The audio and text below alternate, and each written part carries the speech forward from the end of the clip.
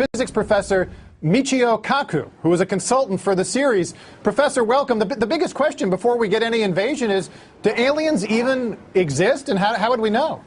Well, the Kepler satellite currently orbiting in outer space has identified about 50 planets that seem very much Earth-like. In fact, every week we discover another Jupiter-sized planet in outer space. Now, to be sure, most of them probably have no more than microbial life, just germs. But a few of them may have intelligent life, perhaps even more advanced than what we have on Earth.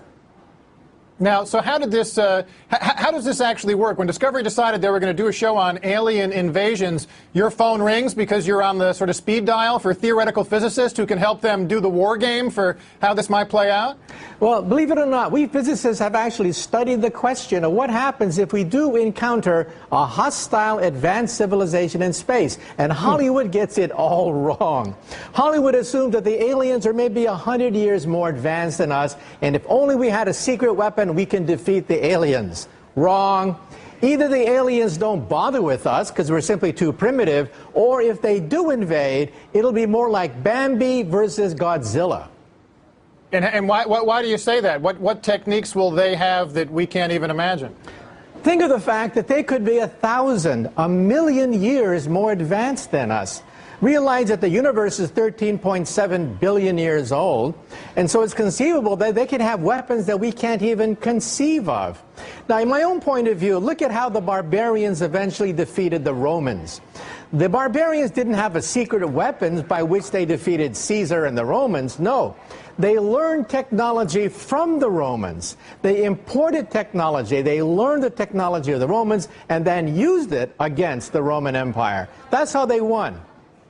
So then how would we, I know it sounds implausible, but if something like this were to happen, how would we defend ourselves as a planet? Well, initially we would have to probe them to find out exactly how advanced they are. Do they have nuclear weapons? Do they have radio and radar communications technology? Or do they have a whole new generation of weapons that we can't even conceive of?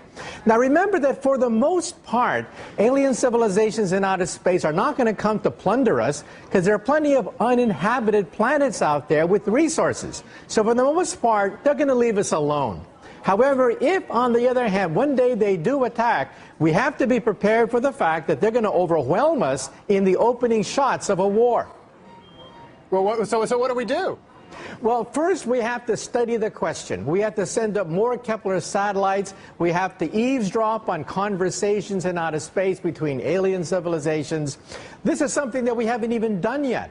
We have yet to find a single advanced civilization or life in outer space. But sooner or later, we will. The first step is to monitor them, to understand what level of civilization they have, the kinds of weapons. Second, perhaps even begin to initiate a dialogue. Now, of course, that's dangerous if they are warlike, in which case we may want to sit back and simply analyze their weaponry. Now, why do we assume that they're going to be hostile? Isn't there a chance that any aliens we encounter could come to us more like E.T. and less like Predator? Yeah, personally, I think for the most part, alien civilizations that are 1,000,000 years ahead of us have had 1,000,000 years to sort out racial, sectarian, and religious differences among themselves. So I think for the most part, they're going to be peaceful.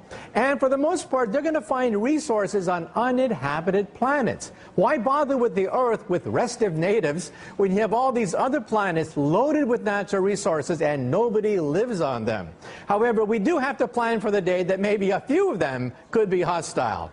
Now, I'm wondering if there can't be an upside to all this. I'm a big fan of the original Star Trek series, and it was only when, there were alien civilizations that seemed to challenge the Earth that you found that the Earth got its act together for the kind of global governance that all the, all the visionaries say we need that if we're going to deal with climate change, if we're going to deal with all the modern issues, global finance, where the sovereignty of individual nations is actually a political barrier to solving these big problems. So can there be an upside to the alien threat?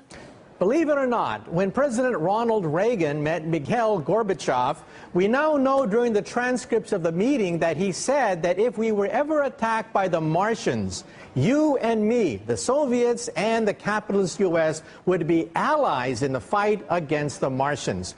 Well, that's how Ronald Reagan looked at it, and believe it or not, there's some truth to it.